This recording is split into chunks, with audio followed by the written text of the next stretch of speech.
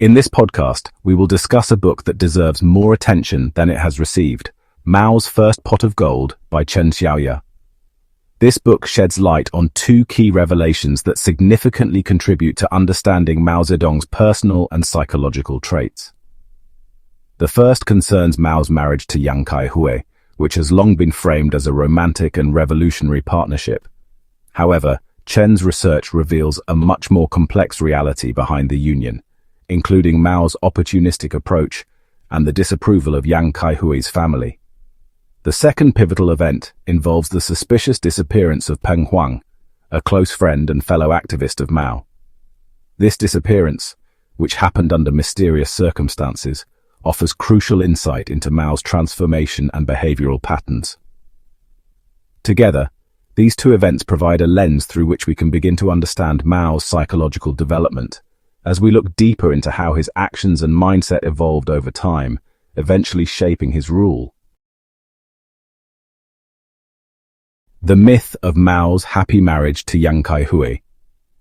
The relationship between Mao Zedong and Yang Kaihui has often been romanticized, with their union framed as both a personal and politically significant partnership, supposedly approved by their families. However, a closer look, particularly through Chen Xiaoya's research, paints a more complex and troubling picture. Mao's pursuit of Yang Kaihui, the only daughter of his teacher Yang Changji, appears less driven by genuine affection and more by opportunism, especially after his rejection by Tao Yi, or Tao Siyong, another woman he had shown interest in. Professor Yang preferred Xiao Zisheng, a fellow student of Mao's, who later joined the Kuomintang, KMT, and left mainland China after 1949. However, because Xiao was already betrothed to someone else, this potential match was dropped. Although Professor Yang recognized Mao's talents, he did not approve of him as a suitable son-in-law due to his deep concerns about Mao's character and ideological tendencies. One of the major concerns was Mao's extreme egoism, a self-centered outlook on life where personal ambition took precedence over responsibility or moral consideration for others, even those closest to him.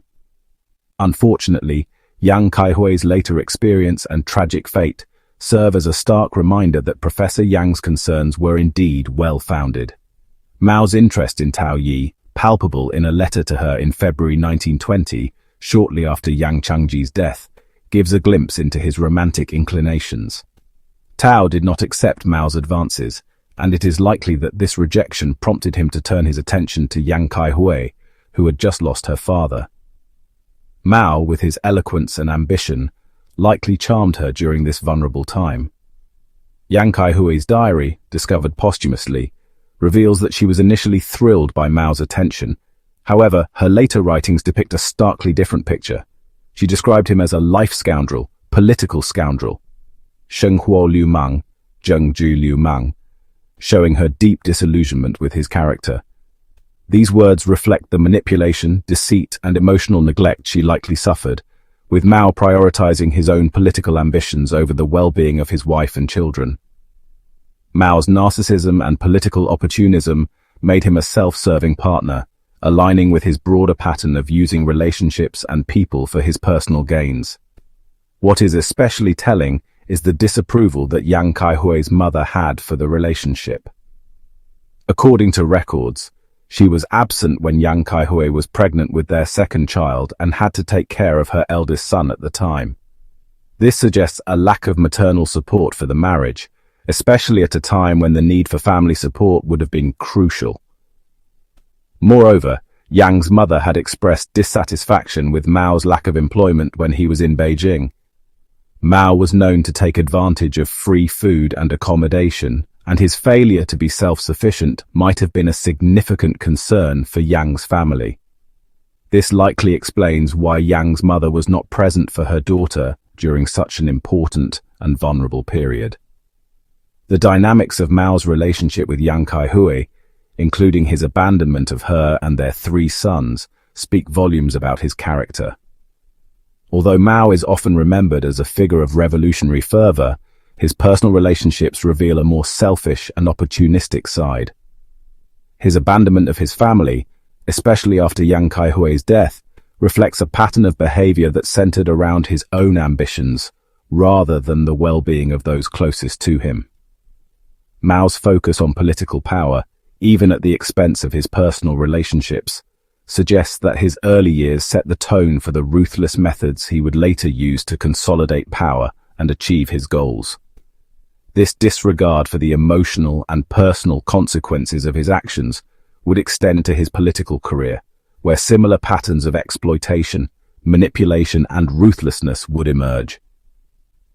Mao's marriage to Yang Kaihui, as well as his treatment of her and his subsequent abandonment, exemplifies the lack of moral consideration that would characterize his leadership style in the years to come. While he might have presented himself as a committed revolutionary, his personal life tells a very different story, one of self-interest, manipulation, and a willingness to sacrifice others for his own benefit.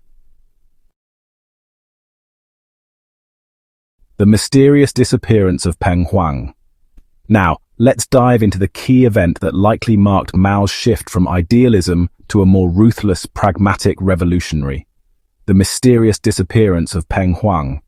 It revolves around the mysterious disappearance of Peng Huang, a key figure in the early days of Mao's rise to power. According to Chen Xiaoya's research in Mao's First Pot of Gold, Peng's disappearance is deeply suspicious and likely tied to Mao's first real act of violence to eliminate a threat to his growing ambitions. In the early 1920s, Mao Zedong's political evolution took a significant turn, particularly around the time he was entrusted with the 20,000 silver dollars by Yang Kaihui. Originally, the money was intended for Hunanese students studying in France, but as historian Chen Xiaoya suggests in Mao's First Pot of Gold, this sum could very well have been a political bribe from Tan Yankai, who may have seen it as a way to gain Mao's support for his political ambitions. Mao, having helped Tan in his struggle against the Beiyang government and its local proxy, Zhang Jingyao, might have believed he had every right to pocket the money as compensation for his political service, or perhaps he intended to share it with Peng Huang, a fellow revolutionary who was his close associate at the time. However, Peng Huang's fate dramatically changed due to a dispute over the money. Peng, a man of integrity, was likely adamant that the funds be sent abroad as initially intended. This would have clashed with Mao's growing desire to use the money for personal and revolutionary purposes, setting the stage for their fallout. The funds became a point of contention between the two men, and their differing visions for the money's use may have contributed to Peng's mysterious disappearance in 1921. Mao, having initially presented himself as a revolutionary idealist, suddenly saw the 20,000 silver dollars as an opportunity to further his own ambitions, taking the first step towards a more self-serving approach to politics, one which would later be defined by ruthlessness and manipulation. Around the same time, Mao and his allies were orchestrating the Hunan autonomy movement, which shifted from the ideal of people's self-determination to the more politically expedient idea of governance under the leadership of the military commander Tan Yankai. This ideological shift reflects Mao's early transformation into a skilled propagandist, using the rhetoric of the people to justify his actions while abandoning the idealistic notion of people's sovereignty. As he aligned with Tan, Mao's rhetoric was molded to fit Tan's interests, showing Mao's early use of political propaganda as a means to further his own position or to benefit his financial backer. The narrative went from promoting the people's autonomy to advocating for Tan's military leadership, clearly signaling Mao's growing pragmatism and opportunism, putting personal gain above revolutionary ideals. In all these events, Mao's manipulation of the term the people becomes significant.